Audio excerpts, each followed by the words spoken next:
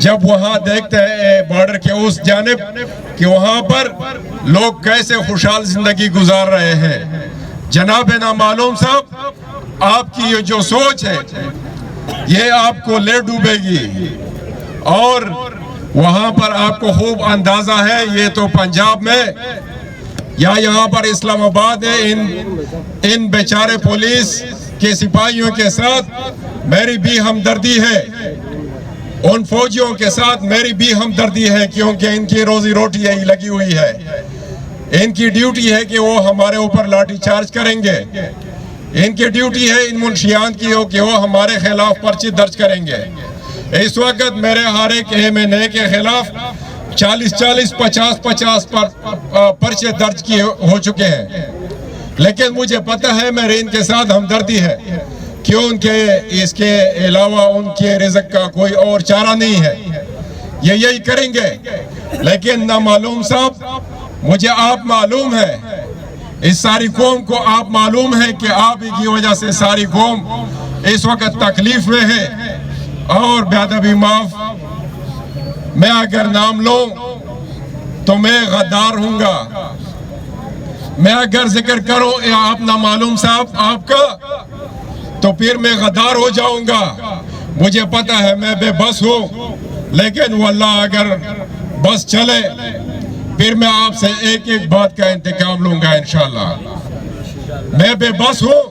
یہ بے بس کھڑے ہیں، ان کا بس نہیں چلتا، ورنہ آپ کی کرپشن، آپ کی ظلم، یہ ساری داستانیں ہم ایک ایک بندے کو معلوم ہے، لیکن بے بس ہے، اسی وجہ سے کچھ کہہ نہیں سکتے، ہم بے بس ہیں، اسی وجہ سے کچھ بے غیرتی کا مظاہرہ کر رہے ہیں۔ تو خدارا اپنے عوام پہ رحم کائیے، خدارا جو کچھ بنگال میں آپ نے کیا تھا بنگال سے زیادہ یہاں پر آپ کر رہے ہیں، لیکن اس کے باوجود پھر بھی ہم کہہ رہے ہیں کہ پاکستان زندہ باد، وگرنہ جو کچھ ہو رہا ہے تاریخ میں لکھا ہے، تاریخ میں سب کچھ ذکر ہے کہ بنگال جب ہم سے الگ ہو رہا تھا تو نامعلوم صاحب آپ کا سربراہ تھا، وہ اس وقت شراب کے نشے میں تھا۔ میری یہ باتیں یہ کوئی عام بات نہیں ہے، ہم سب گوگل پہ سرچ کر کے اس وقت کے جو پرنسپل سیکرٹری تھے اس نے کتاب لکھا ہے، لیکن میں بغیرت ہوں نام نہیں لے سکتا۔ اس نے کتاب لکھا ہے کہ وہاں کا جرنل کالے کر رہا تھا کہ ہم محاصرہ ہو چکے ہیں، ہمیں آرڈر دیا جائے کہ ہم کیا فیصلہ کریں، کون سی ڈیسیجن ہم لے لیں۔ پرنسپل سیکرٹری کتاب میں لکھتا ہے کہ میں وہاں فون سے ادھر دیکھتا تھا تو میرا سربراہ، میرا باس اس وقت شراب کے نشے میں تھا، اور 4-5 دفعہ اس نے کالیں کی، بالآخر ہماری 90,000 یہ جو دیاڑی مار فوج ہے، دیاڑی مار سپاہی ہے بیچارے، یہ وہاں پر محاصرہ ہو گئے، اور ان کے پتلون آج تک نمائش کے طور پر رکھے گئے ہیں۔ تو بآخر ہم سے بنگال جدا ہو گیا، واللہ پاکستان میں، بلوچستان میں اور ہمارے خیبر پختونخوا فاٹا میں اس سے بری حالات ہیں آج کل۔ اس وقت آپ کی یہ دیاڑی مار سپاہی وہاں مومنٹس نہیں کر رہے، اس وقت وہاں پر ہمارے فاٹا میں، میرے بنوں میں، وہاں پر فرنٹیئر کارپس بھرتیاں ہو رہی ہیں، 3-4 دفعہ وہاں پر ایڈورٹائزمنٹ آ گئی کہ سپاہی بھرتی ہو رہے ہیں، لیکن عوام اس میں دلچسپی نہیں لے رہی۔ یہ حالات اس وقت تک اس نہج تک کیوں پہنچ چکے ہیں؟ تو اس میں خدارا ہم پھر بھی کہتے ہیں کہ ہم بغیرت ہیں، ہماری بغیرتی کو بھی قبول کیجئے، ہم آپ کے ساتھ رہتے ہیں، کیونکہ ہم افراتفری نہیں چاہتے، ہم ملک سے الگ نہیں ہونا چاہتے، ہم بنگال کے عوام کی طرح علیحدگی کا مظاہرہ نہیں کریں گے، علیحدگی کا مطالبہ نہیں کریں گے، ہم پاکستانی میں رہتے ہیں، ہم پاکستانی کے ساتھ خوش ہیں، لیکن مہربانی کریں کہ ہمارے ساتھ یہ زیادتیاں،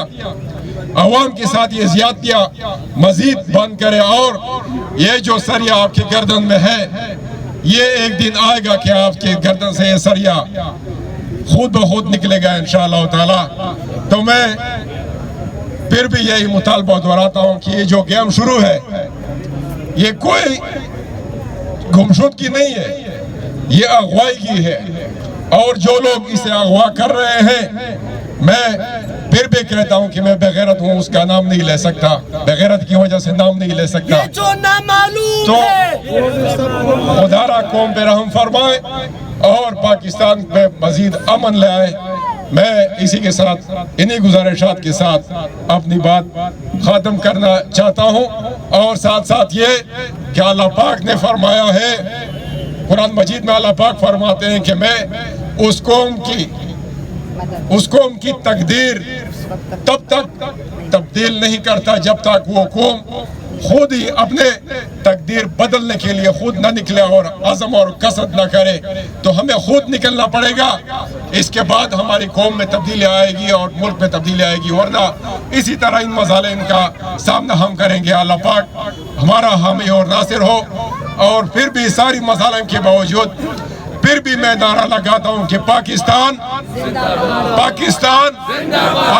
کا مطلب کیا؟ وآخر دعوانا الحمدللہ رب العالمین۔